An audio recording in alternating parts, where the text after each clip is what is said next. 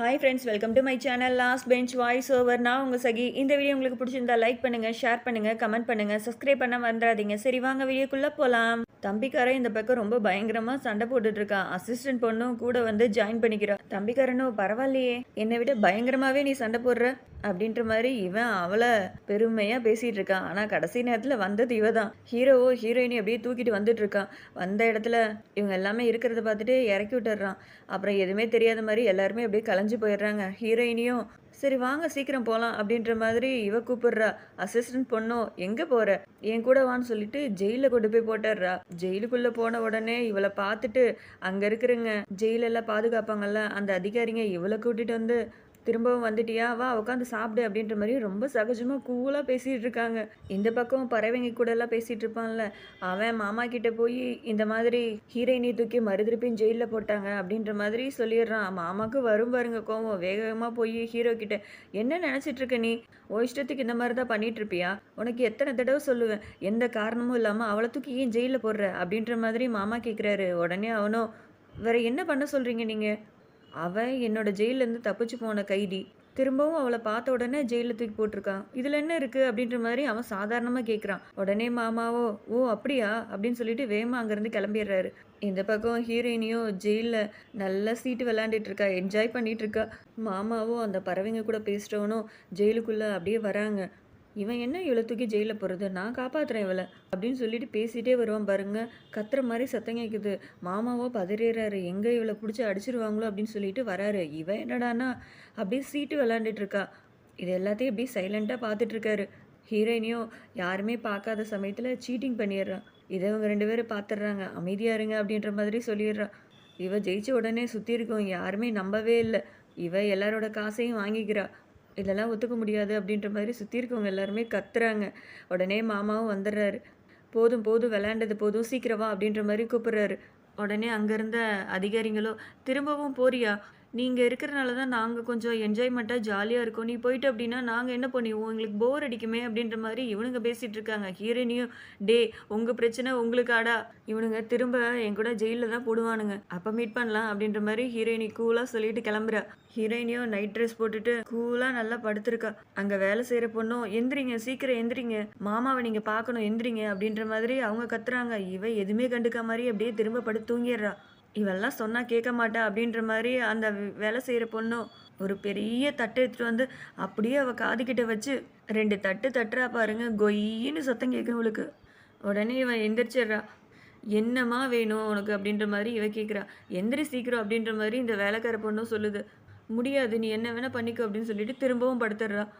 இந்த பக்கம் மாமாவும் ஹீரோயினியும் டீ குடிச்சிட்டே அப்படியே பேசிகிட்டு இருக்காங்க. மாமா சொல்கிறாரு, நீ எப்போவுமே பலவீனமாக இருக்க, அதனால் நீ என்ன பண்ணணும் அப்படின்னா நிறைய கலைஞரில் சிறந்து விளங்கணும், நீ எல்லாத்தையும் கற்றுக்கோ அப்படின்ற மாதிரி சொல்கிறாரு. ஹீரோயினியும் எக்ஸசைஸ் பண்ணிவிட்டு அப்படியே யோசிச்சுட்ருக்கா. இவர் எதை பற்றி சொல்கிறாரு ஒன்றுமே புரியலையே, சரி ட்ரை பண்ணி தான் பார்க்கலாமே அப்படின்ற மாதிரி இவன் இந்த பக்கம் யோசிக்கிறா.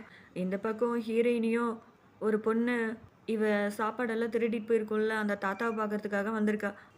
தாத்தாவும் என்னம்மா இந்நேரத்தில் வந்திருக்க அப்படின்ற மாதிரி கேட்குறாரு. உடனே ஹீரோயினியும் இல்லை இல்லை உங்ககிட்ட ஒன்று சொல்லணும், அதுக்காக தான் வந்திருக்கேன் அப்படின்ற மாதிரி இவ சொல்கிறா. என்ன விஷயமா சீக்கிரம் சொல்லிட்டு போங்க, நீங்கள் பேசிகிட்டு இருக்கிறத பார்த்தாங்க அப்படின்னா உங்களுக்கு தான் பிரச்சனை அப்படின்ற மாதிரி தாத்தா எவ்வளவோ சொல்கிறாரு.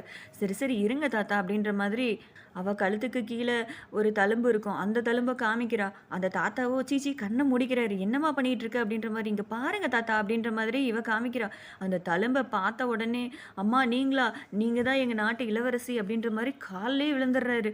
யோ என்னையா பண்ணிட்டு இருக்க, எந்திரியா முதல்ல, எனக்கு ஒரு சந்தேகம், அதுக்காக தான் காமிக்கிறதுக்காக வந்தேன், நீ என்னடானா என்ன ராணின்னு சொல்கிற அப்படின்ற மாதிரி இவ கேட்குறா. உடனே அந்த தாத்தாவோ எங்கள் ராணியோட கழுத்தில் இந்த மாதிரி சிம்பிள் இருக்குமா, அதுதாம்மா நீங்கள், அதனால தான் நான் உங்ககிட்ட இந்த மாதிரி நடந்துக்கிறேன் அப்படின்ற மாதிரி இவர் சொல்லிட்டு இருக்காரு. விட்டா போதுண்டா சாமி அப்படின்ற மாதிரி ஹீரோயினியும் யோ நான் இங்கே வந்ததை பற்றி யார்கிட்ட எதுவும் சொல்லிட்டு இருக்காத லூசுத்தனமா, நான் வந்த வேலையை முடிச்சுட்டு போகிற வரைக்கும் நான் அமைதியாக இருந்துட்டு போயிடுறேன் அப்படின்னு சொல்லிட்டு ஹீரோயினியே கிளம்பிடுறா. ஹீரோவோட முறை பொண்ணும் மாமா குளிச்சிருக்கத அப்படியே பார்த்துட்டு ஒளிஞ்சு பார்த்துட்டு இருக்கா. ஹீரோயினி இதை பார்த்துட்றா. என்ன பண்ணிட்டு இருக்க நீ அப்படின்ற மாதிரி ஹீரோயினி கேட்குறா. அவளுக்கு ஒரு மாதிரி ஷாக் ஆகுது. ஏன்னா அவளுக்கு ஒரு சக்தி இருக்கும், அதாவது அவளோட உருவத்தை அவள் மறைய வச்சுக்க முடியும். ஆமாம் நான் மறைஞ்சிருக்கேன், உனக்கு எப்படி தெரியும் அப்படின்ற மாதிரி கேட்குறா. ஹீரோயினி பக்கத்தில் போனால் யாரோட சக்தியும் வேலை செய்யாது, அது யாரையும் உங்களுக்கு தெரியாதனால இவங்க அப்படியே திரு திருன்னு முழிக்கிறாங்க. ஹீரோயினியும் அதெல்லாம் எனக்கு தெரியாது. நீ நார்மலா தானே இருக்க. நீ எங்க மறைஞ்சிருக்க அப்படின்ற மாரி எதார்த்தமா பேசிட்டு இருக்கா. ஏன்னா ஹீரோயினிக்கு அந்த பவர் இருக்குன்றது அவளுக்கே தெரியாது. சரி, சரி விடு. அம்மா நீ ஹீரோவ கல்யாணம் பண்ணிக்க போற பொண்ணு தானே. இந்த சமயத்துல மாமாவோட அதுவும் குளிக்கிற ரூம்ல எட்டி பார்த்துட்டு இருக்க. என்ன விஷயம் அப்படின்ற மாதிரி இவ கேட்குறா. அதெல்லாம் ஒண்ணும் இல்ல. மாமாவ எனக்கு பிடிக்கும் அப்படின்ற மாதிரி ஒரு பிட்ட போடுறா. ஏன்னா ஹீரோவ சுத்தமா இவளுக்கு பிடிக்காது. மாமாவ தான் பிடிச்சிருக்கும். இது தெரியாம பெருசுங்க தான் கல்யாணம் பண்ணி வைக்கலான்னு முடிவு பண்ணியிருக்காய்ங்க அப்படின்ற மாதிரி இவ ஒண்ணு சொல்றா. ஹீரோயினியும் என்னடா இது புது கதையா இருக்கே! சரி நம்ம ரூட்டு கிளியர் ஆனா போதும் அப்படின்ற மாரி ஹீரோயினி நெனச்சிட்டு இருக்கா. இவங்க 2 பேரும் இந்த பக்கம் பேசிட்டு இருக்கிறத மாமா கேட்டுர்றாரு. மாமாவோட சத்தத்த கேட்ட உடனே அந்த பொண்ணும் குடுகுடுன்னு ஓடி போயிருது. ஹீரோயினியும் இவ எதுக்கு ஓடி போறா? அப்படின்ற மாரி இந்த சைடு திரும்பி பார்த்துட்டு இருக்கா. மாமாவும் வந்துர்றாரு. "அம்மா இந்த சமயத்துல என்ன பண்ணிட்டு இருக்க நீ?" அப்படின்ற மாரி மாமா வந்து கேட்குறாரு. ஈரத்தோட வந்திருக்கிறனால அவர அப்படியே பார்த்துட்டு ஹீரோயினியும் ஒரு மாரி ஸ்டக் ஆயி போய் நிக்கிறா. "ஒண்ணும் இல்ல சும்மா தான் வந்தேன்" அப்படின்ற மாதிரி சொல்றா. உடனே மாமாவும், "ம், ம். சரி, சரி. நான் நம்பிட்டேன்." அப்படின்ற மாரி மாமா சொல்றாரு. "உண்மையாவே நான் சும்மா எதார்த்தமா தான் வந்தேன்." அப்படின்ற மாரி ஹீரோயினி சொல்றா. "சரி நம்பிட்டேன் நான் கிளம்புறேன்னு" சொல்லிட்டு மாமா போறாரு. புடிச்சு சட்டைய பிடிச்சு இழுத்துடுறா. "இது எதுவுமே தெரியாம நடந்ததுதாங்க. மன்னிச்சிடுங்க." அப்படின்னு சொல்லிட்டு குடுகுடுன்னு ஓடி போயிடுறா. ஹீரோவோட சோல்ஜர்ஸோ ஹீரோயினிய அந்தப்புறத்துக்கு கூட்டிட்டு போறான். "இது எல்லாத்தையும் நீங்க சீக்கிரமா கத்துக்கணும்." அப்படின்ற மாதிரி அவனும் சொல்லிடுறான். இவளுக்கும் ஒண்ணுமே புரியல. என்னடா நடக்குதுங்க? அப்படின்ற மாரி யோசிச்சுட்டு இருக்கா. மாமா சொல்லியிருப்பார்ல, எல்லாத்தையும் நீ கத்துக்கணுமா, எல்லா கலையும் கத்துக்கணுமா அப்படின்ற மாரி. அந்த கலை தான் இந்த கலை. ஹீரோயினிக்கு ஒரு மாரி ஷாக் ஆகுது. "டேய் நீங்க இதத்தான் சொன்னீங்களாடா? சரி, சரி போ." அப்படின்னு சொல்லிட்டு அவ நின்னுட்டு இருக்கா பாருங்க. கரெக்ட்டா அந்த இடத்துக்கு அந்த அந்தப்புறத்திலேயே வேலை எல்லாத்தையும் வாங்குறதுக்காகவே ஒரு பொண்ணு இருக்கும். அந்த பொண்ணு வந்து ஹீரோவ கல்யாணம் பண்ணிக்க போற பொண்ணுக்கும் இவளுக்கும் ரொம்ப க்ளோஸ் ஃப்ரெண்டு. ஹீரோயினி ஹீரோ மேல ரொம்ப க்ளோஸா இருக்கிறது இவளுக்கு புடிக்கல. இவள வச்சு ஏதாவது செய்யணும் அப்படின்றதுக்காகவே வேணும்னே அந்தப்புறத்துல ஹீரோயினிய வர வைக்கணுன்றதுக்காக தான் இது எல்லாத்தையும் பண்ணியிருக்கா. ஹீரோயினியும் ஹாய் அப்படின்றா. அவ எதுவுமே கண்டுக்காத மாரியே போய் உட்காந்துக்கிறா. "என்னோட வேலை எங்க? எனக்கு என்ன வேலை தர்றீங்க?" அப்படின்ற மாரி ஹீரோயினி கேட்கிறா. உடனே அவளும் "அங்க இருக்கு பாரு, அங்க போய் உட்காரு போ" அப்படின்ற மாதிரி அவ சொல்றா. "இது என்னது இது சோஃபாவா இருக்கு. இங்க நான் என்ன பண்ணணும்? என்னோட வேலைய குடுங்க. நான் பாட்டுக்கு வேலைய பார்த்துட்டு நான் போயிர்றேன்" அப்படின்ற மாரி ஹீரோயினி எவ்வளவோ சொல்றா. "நீ போய் அங்க போய் உட்காரு. எனக்கு யாருக்கு என்ன வேலை குடுக்கணும்னு எனக்கு தெரியும்" அப்படின்ற மாரி ஆஃப் பண்ணி உட்காந்துக்கிறா. ஆஃப் பண்ண சொல்லிடுறா ஹீரோயினிய.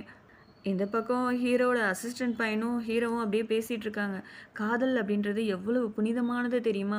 நான் ஒரு பொண்ண ரொம்ப சின்சியரா லவ் பண்ணேன். அந்த பொண்ணு என்னடான்னா, என்னோட காதல ஏத்துக்கவே இல்ல. காதல்னா என்ன? ஒருத்தருக்கு ஒருத்தர் புரிஞ்சுக்கிட்டு, அவங்களுக்காக எதையுமே செய்யணும்னு நெனைக்கிறாங்க பார்த்தீங்களா? அதுதான் உண்மையான காதல் அப்படின்னு சொல்லிட்டு இவன் புலம்பிட்டு இருக்கான். ஹீரோவுக்கோ ஹீரோயினி பண்ணதான் ஞாபகத்துக்கு வருது. ஹீரோ ராஜாவாகணுன்றதுக்காக ஹீரோயின் என்னென்னலாம் பண்ணியிருப்பா? இதெல்லாம் பத்தி யோசிக்கிறான். ஹீரோயின் அப்படியே தூங்கி எந்திரிச்சு வெளியில வருவா பாருங்க. அந்த வேலை வாங்குற பொண்ணும் ஹீரோயினி வர்றத பார்த்துட்டு எல்லா பொண்ணுங்களும் வேலை செஞ்சுட்ருப்பாங்க. அந்த வேலை எல்லாத்தையும் ஒட்டு மொத்தமா ஹீரோயினி கிட்ட தூக்கி குடுத்துடுறாங்க. ஹீரோயினிக்கு வரும் பாருங்க கோவம். "ஏய் யாருக்கிட்ட என்ன வேலை பண்ணிட்டுருக்க? நான் யாருன்னு தெரியுமா? நான் டாக்டர். என்கிட்ட இவ்ளோ பெரிய வேலை குடுக்குற. எனக்கு இதெல்லாம் சுத்தமா பிடிக்காது. ஒரு ஆள் வேலையே செஞ்சு முடிக்கிறதுக்கே எனக்கு 1 நாள் போதாது. இப்போ எல்லாரோட வேலையும் என்கிட்ட சொல்லி முடிக்கணும்னு நெனைக்கிற? இதெல்லாம் கொஞ்சம் ஓவரா தெரியலையா உனக்கு? இருடி அவன வச்சுக்கிறேன்டி" அப்படின்ற மாரி இந்த சைடு இவ மறைச்சிட்டு இருக்கா. அவளும் "நீ என்ன வேணா பண்ணிக்கோ. இதுதான் வேலை" அப்படின்ற மாதிரி சொல்லிடுறா.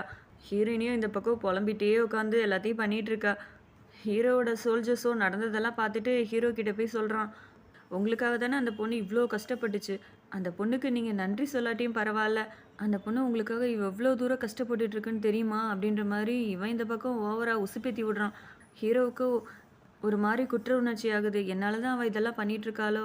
இவளுக்கு ஏதாவது ஹெல்ப் பண்ணணுமே! அப்படின்ற மாரி இந்த பக்கம் யோசிக்கிறான். ஹீரோயினியும் அப்படியே வேலை செஞ்சுட்டு இருக்கும்போது, அந்த பொண்ணுங்க எல்லாருமே வந்துருதுங்க. ஹீரோயினியும் "என்னடி இது?" அப்படின்ற மாரி அப்படியே பார்க்குறா. அந்த பொண்ணும் சாப்பிட்டு எல்லார்கிட்டயும் அந்த கூடை எல்லாம் தருது. அவங்க எல்லாருமே சாப்பிட்டு குப்பை எல்லாத்தையும் அப்படியே தூக்கி போடுறாங்க. இவளுக்கு வரும் பாருங்க கோவம். "என்னடி இது வேணும்னே வந்து என்ன வம்பிழுக்கிறீங்களா?" அப்படின்ற மாரி இந்த பக்கம் முறைச்சிட்டு இருப்பா. "அப்படிதான் பண்ணுவோம். இது எங்க இடம். நாங்க சொல்ற மாரி தான் கேட்டு இருக்கணும். ஒழுங்கு மரியாதையா ஹீரோ கூட இருந்து விலகி போயிரு" அப்படின்ற மாரி இவங்க பேசிட்டு போயிட்டே இருக்காங்க. இவளுக்கோ என்ன பண்றதுன்னே தெரியல. காலையிலேருந்து அவ்ளோ வேலை பார்த்துருக்கா. இந்த வேலையா? அப்படின்ற மாரி இந்த பக்கம் புலம்பிட்டே இருக்கா. ஹீரோவோ இந்த பக்கம் கதவ தொறந்துட்டு வந்துடுறான். ஹீரோயின் இந்த மாரி புலம்புறதெல்லாம் பார்த்துட்டு வேடிக்கை பார்த்துட்டு இருக்கான். ஹீரோயினியும் "இருங்கடி உங்கள வச்சுக்கிறேன்" அப்படின்னு சொல்லிட்டு அழுக்கு தண்ணி எடுத்து ஊத்துவா பாருங்க. ஹீரோ அந்த இடத்துல நிக்கிறான். "உன்ன பார்க்க வந்தது ஒரு குத்தமா? அதுக்கு தான் இதெல்லாம் பண்ணிட்டு இருக்கியா?" அப்படின்ற மாரி ஹீரோ இந்த பக்கம் புலம்புறான். அடுத்து என்ன நடக்க போதுன்னு தெரிஞ்சுக்கணும் அப்படின்னா வெயிட் பண்ணுங்க. அதுவரைக்கும் பாய் ஃபிரெண்ட்ஸ்.